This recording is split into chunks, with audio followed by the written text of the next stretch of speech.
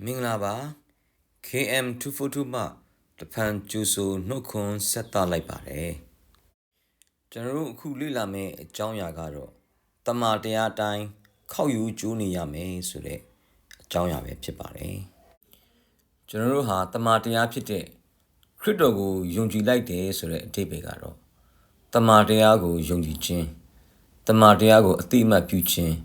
တမန်တရားကိုလက်ခံခြင်းတမန်တရားဘက်မှာယက်တီချင်းတမန်တရားအတိုင်းအသက်ရှင်မယ်ဆိုတဲ့အဓိပ္ပာယ်ပဲဖြစ်ပါတယ်။တစ်ခါတစ်ခါမှာကျွန်တော်တို့ကခရစ်တော်ကိုယုံကြည်တယ်ဆိုတဲ့အဓိပ္ပာယ်ကိုတည်တည်ချာချာနားမလည်တဲ့အခါမှာခရစ်တော်ကိုယုံကြည်ရင်ထာဝရအသက်ရမယ်ခရစ်တော်ကိုယုံကြည်ရင်ကောင်းကြီးရမယ်ဆိုတဲ့ဒီအပိုင်းလေးတွေပဲကျွန်တော်တို့ကနားလည်ပြီးခရစ်တော်ကိုယုံကြည်လက်ခံကြပြီးတော့မှကျွန်တော်တို့အသက်တာရဲ့အသက်ရှင်ခြင်းမှာတော့မိမိရဲ့စိတ်သဘောအတိုင်းအသက်ရှင်တတ်ကြတာများပါတယ်။ဒါပေမဲ့ဒီနေ့တမန်တရားအတိုင်းခောက်ယူကျိုးနေရမယ်ဆိုတဲ့ခေါင်းစဉ်အတိုင်းကျွန်တော်တို့အသက်တာကိုပြန်လဲပြင်ဆင်ပြုပြင်ပြောင်းလဲဖို့တက်မှတ်ဖို့ခောက်ယူကျိုးလာဖို့ကျွန်တော်တို့ဒီအကြောင်းအရာလေးနဲ့မိမိတို့ရဲ့အသက်တာကိုပြန်လဲဆင်ခြင်ရအောင်ကျွန်တော်တမန်ကျမ်းစာအတိုင်းကြည့်မယ်ဆိုရင်ကျွန်တော်ကခရစ်တော်၌ရှိရင်နှစ်ကော9:9ရာဆိုရင်ကျွန်တော်လူသစ်ဖြစ်လာပါတယ်အမိဝမ်းထဲကမွေးလာတဲ့အချိန်မှာကျွန်တော်ဟာအပြစ်သားတွေဖြစ်တယ်အပြစ်ရှိတယ်ပြီးတော့မှကျွန်တော်ရဲ့ဇာတိ၌ကျွန်တော်ကမွေးဖွားကြီးပြင်းလာတာဖြစ်ပါတယ်ဒါပေမဲ့ကျွန်တော်တို့သခင်ယေရှုခရစ်တော်ကိုမိမိတို့ရဲ့ကိုယ်ပိုင်ကယ်တင်ရှင်နဲ့အသက်သခင်ဖြစ်ယုံကြည်လက်ခံလိုက်တဲ့အချိန်အစပြီးကျွန်တော်ဟာလူသစ်ဖြစ်လာပါတယ်။ဇာတိ၌မရှိတော့ဘူး။ဝိညာဉ်၌ဖခင်သခင်၌ကျွန်တော်ရှိလာတယ်။ခရစ်တော်၌ရှိလာတယ်။နှစ်ကော9:9အတိုင်းပြောမယ်ဆိုရင်လူဟောင်းတို့ဟာပြောင်းလဲသွားပြီ။လူသစ်ဖြစ်လာတယ်။ခတ်သိမ်းသောအရာတို့ဒီအသစ်ဖြစ်တယ်။ဒါကြောင့်ကျွန်တော်တို့ကတမန်တရား၌ကျွန်တော်ရှိလာပြီဖြစ်တဲ့အတွက်ဒီတမန်တရားအတိုင်းကျွန်တော်ကမိမိကိုယ်ကိုခောက်ယူကျိုးလာအောင်ပြန်လေပြုပြင်ပြောင်းလဲဖို့ရန်လိုအပ်ပါတယ်ကျွန်တော်လူဟောင်းဇာတိကအမိဝမ်းတဲကမွေးဖွားလာတဲ့အချိန်ကစပြီးကျွန်တော်ကခောက်ယူကျိုးလာခဲ့ပြီဖြစ်ပါတယ်ဒီခောက်ယူကျိုးတဲ့လူဟောင်းဇာတိကိုကျွန်တော်ခရစ်တော်၌ရှိလာတဲ့အတွက်တမန်တရား၌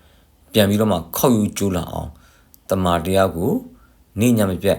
ကြည့်ရှုဖတ်ယူဆင်ခြင်အောင်မိပြီဒီတမန်တရားရေဆိုတဲ့အရာကိုကျွန်တော်ကအမြဲတမ်းတောက်သုံးရမယ်တမန်တရားရေကိုကျွန်တော်ကအမြဲတမ်းလောင်းခြင်းကိုခံရမယ်တမန်တရားဆိုတဲ့အစာဝိညာဉ်အစာကိုကျွန်တော်ကအမြဲတမ်းစားသုံးနေရမယ်ဒီတမန်တရားကိုအမြဲတမ်းဆင်ခြင်အောင်မိပြီးတော့မှကျွန်တော်အသက်ရှင်နေဖို့ရန်အရေးကြီးပါတယ်ဒါမှကျွန်တော်ကတမန်တရားတိုင်းခောက်ယူကျူးလာမှာဖြစ်ပါတယ်နောက်ကျမ်းစာတစ်ပိုက်ကတော့နှစ်ကော9:20မှာခရစ်တော်၌ကျွန်တော်ဟာတန်တမန်များဖြစ်ပါတယ်ခရစ်တော်ရဲ့နိုင်ငံတော်ဖခင်သခင်နိုင်ငံတော်ကိုကိုးစားပြုတဲ့ခရစ်တော်ရဲ့တန်တမန်များဖြစ်ပါတယ်တန်တမန်ဆိုတဲ့အဓိပ္ပာယ်ကမိမိရဲ့နိုင်ငံကိုကိုးစားပြုပြီးမိမိရဲ့နိုင်ငံအကျိုးအတွက်မိမိရဲ့နိုင်ငံသူနိုင်ငံသားတွေရဲ့အကျိုးအတွက်ယက်တည်ပြီးအစီခံမဲ့သူတွေဖြစ်တယ်ဒါကြောင့်ကျွန်တော်တို့ဟာဒီလောကကြီးထဲမှာအသက်ရှင်နေရတော့ညာလဲကျွန်တော်တို့ဟာလောကသားမဟုတ်ဘူးအပြစ်သားမဟုတ်ဘူးဇာတိလူမဟုတ်ဘူးကျွန်တော်တို့ဟာခရစ်တော်၌လူသစ်ဖြစ်သောကြောင့်ကျွန်တော်ဟာဝိညာဉ်လူဖြစ်တယ်အလင်းရဲ့သားသမီးတွေဖြစ်တယ်ပြီးတော့ကျမ်းစာနှစ်ကော9:20မှာပြောတဲ့အတိုင်းကျွန်တော်ကခရစ်တော်ရဲ့တန်တမန်များဖြစ်တယ်ဆိုတဲ့အရာကိုကျွန်တော်ကဒီတမန်တရားတိုင်းခောက်ယူ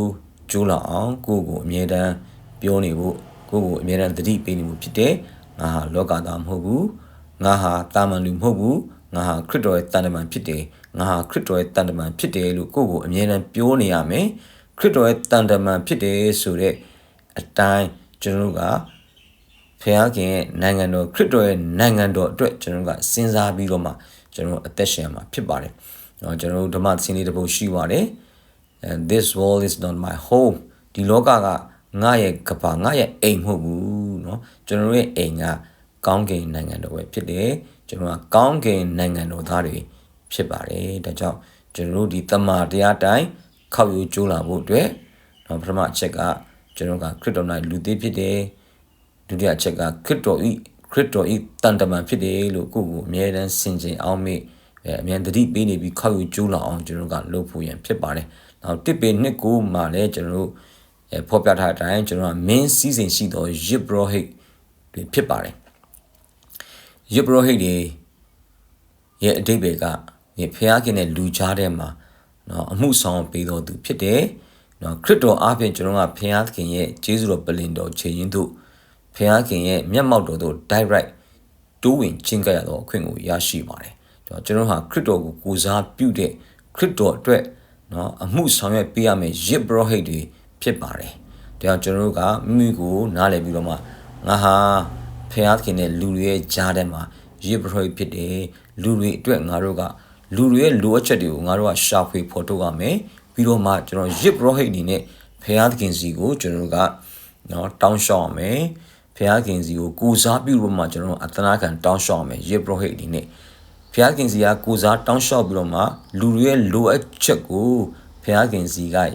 နော်ဖျားခင်ပြင်ဆင်ပေးတဲ့ခါမှာလူတွေကိုလည်းပြန်လည်ပြီးတော့မှလူတွေရဲ့လိုအပ်ချက်ကိုပြန်လည်ပြင်ဆင်ပေးဖို့ရန်ဖြစ်ပါတယ်ဒါကြောင့်ကျွန်တော်တို့ကမိမိကိုယ်ကိုဖျားခင်ရဲ့မင်းစည်းစိမ်ရှိသောယစ်ဘရောဟိတ်တွေဖြစ်တယ်ဆိုတော့ကိုယ့်ကိုနားလည်ပြီးတော့မှလူတွေရဲ့အခြေအနေကိုကျွန်တော်ကရှာဖွေလေ့လာ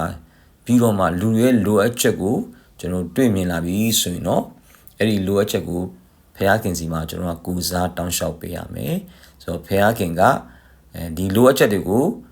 ပြင်ဆင်ပေးလာတဲ့အခါမှာကျွန်တော်ကဒီလူတွေရဲ့လိုအပ်ချက်ကိုပြန်ပြီးတော့မှနော်ဖျားခင်ရဲ့ယစ်ဘရောဟိတ်များအနေဖြင့်နော်ဖျားခင်ကိုးစားပြုပြီးတော့မှကျွန်တော်တို့ကပြန်လဲလူတွေကိုကူညီမဆပေးရမှာဖြစ်ပါတယ်နောက်တစ်ချက်ကတော့ကျွန်တော်တို့ဟာခရစ်တော်ရဲ့နော်ခရစ်တော်၌ဗိသိက်ပြီးခြင်းကိုခံရတော်သူတွေဖြစ်ပါတယ်နော်ကျွန်တော်တို့ကနော်မိမိရဲ့ခွန်အားနဲ့နော်မိမိရဲ့အစွမ်းတတ္တိနဲ့ကျွန်တော်ဘာမှလုပ်လို့မရပါဘူးတရားကျမ်းစာတစ်ပိုက်ကပြောပါတယ်ခတ်သိမ်းသောအရာတို့သည်ကိုယ်တော်အားဖြင့်၎င်း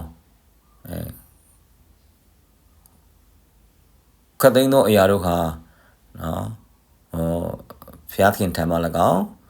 ကိုယ်တော်အားဖြင့်၎င်းကိုယ်တော်အဖို့လူက၎င်းဖြစ်တယ်ဆိုတဲ့ကျမ်းစာလည်းကျွန်တော်တို့တွေ့ရပါတယ်ရှိပါတယ်နောက်ကြိုးစားတော်သူလည်းမတတ်နိုင်နော်ပြီးတော်သူလည်းမတတ်နိုင်ယေရှုပြုတော်မူသောဖျားခင်လည်းတတ်နိုင်တော်မူတယ်ဆိုတဲ့ကျမ်းပိုက်တွေလည်းရှိပါတယ်ဒါကြောင့်ကျွန်တော်တို့ကနော်ခရစ်တော်ကိုယုံကြည်လက်ခံလိုက်တဲ့အချိန်မှာဖျားခင်ကကျွန်တော်တို့ခရစ်တော်၌တည်စေပါတယ်နော်ကျွန်တော်ကိုဖျားခင်ကဗိသိက်ပေးပါတယ်ဒါကြောင့်ကျွန်တော်တို့မဿဲ28မှာလည်းခရစ်တော်ကောင်းကင်ဘုံမတက်ကြွသွားခင်မှာကျွန်တော်ကိုပြောတယ်ကောင်းကင်ဘုံနဲ့ကောင်းမြေကြီးဘုံနဲ့ကောင်းရှင်မိုင်းတော့အခွင့်တကူအာနာရှိမှငါခံရဒါကြောင့်သင်တို့တွားရင်လူမျိုးတကောင်ငါတပည့်ဖြစ်စေပါလို့ဖျားခင်ကကျွန်တော်ကိုအခွင့်အာနာပေးပြီးတော့မှကျွန်တော်ကိုအမိန့်ပေးစေခိုင်းနေပါတယ်ဒါကြောင့်ကျွန်တော်ရဲ့အသက်တာဟာနော်ဖျားခင်ဗိသိက်ပေးခြင်းကိုခံရပါတယ်ဆိုတော့အလားတူပဲကောင်းကင်ဘုံကိုမတက်ကြွခင်မှာခရစ်တော်ကိုယ်တိုင်ပြောခဲ့တယ်သင်တို့အပေါ်သို့တန်ရှင်သောဝိညာဉ်တော်ဆင်းတဲ့အခါသင်တို့သည်တကုတ်ခံရ၍ယေရုရှလင်မြို့မှာစသောယူဒပြည်ရှမာပြည်မြေကြီးစွန်း၌ငါ့ရဲ့တည်ဖြစ်မယ်။ဒါကြောင့်တန်ရှင်သောဝိညာဉ်တော်ဗိသိက်ကရောက်ရှိလာခဲ့ပြီဖြစ်ပါတယ်။ပင်တေကုတ်ဒီပွဲနေ့မှာခရစ်တော်ရှင်ပြန်ထပ်မပြီးရပ်ပေါင်း90ပင်တေကုတ်ဒီပွဲနေ့မှာတန်ရှင်သောဝိညာဉ်တော်ဆင်းသက်လာတဲ့အခါမှာပေတရုတို့တမန်တော်တို့ကရင်ရှင်တန်ရှင်သောဝိညာဉ်တော်အခွင့်အာဏာတကူနဲ့ဝေငါတည်ကဟောပြောတဲ့အခါမှာလူပေါင်း3000ပြောင်းလဲပြီးတော့9000ပြောင်းလဲလာတယ်နတ်အောပဲနမိတ်လက္ခဏာတွေအနာရောဂါတွေငိမ့်နဲ့နော်ဒီအမှုရာတွေကိုဘုရားခင်ကတန်ရှင်းတော်မူတဲ့တကိုးတော်အပြင်သူတို့ကိုပိတ်တည်ပေးပြီးတော့အသုံးပြုပါတယ်ဒီကနေ့ဘုရားခင်ဟာ ခရစ်တော်ဟာမနေ့ယနေ့နောင်ကာလအစဉ်အမြဲမပြောင်းမလဲတည်ရှိတော်မူသောဖခင်ဖြစ်သောကြောင့်တမန်တော်တွေကိုဖခင်ကခရစ်တော်ကဝိညာဉ်ဗိတ်တိတ်တကူနဲ့အသုံးပြုသလိုဒီကနေ့ကျွန်တော်တို့ရဲ့အသက်တာမှာလည်းခရစ်တော်ကနော်ဖခင်ရဲ့ဗိတ်တိတ်တကူနဲ့တန့်ရှင်းသောဝိညာဉ်တကူနဲ့အခွင့်အာဏာနဲ့ကျွန်တော်ကိုဆက်လက်အသုံးပြုမှာဖြစ်ပါတယ်